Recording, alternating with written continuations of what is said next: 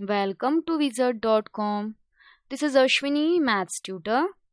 Our question is, how many hours equal 4380 minutes? In 1 hour, there are 60 minutes. So,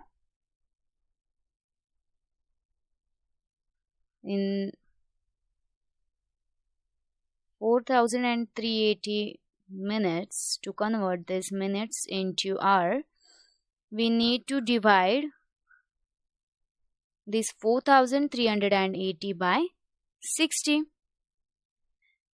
0 get cancelled.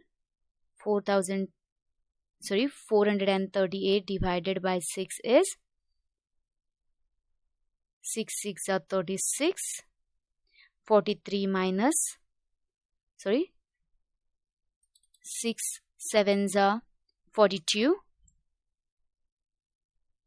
43 minus 42 is 1. Move this 8 down. 6 3s are 18.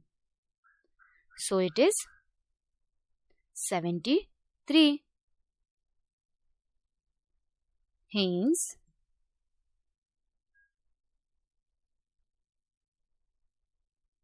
it is in hours. Hence, 73 hours equal 4380 minutes.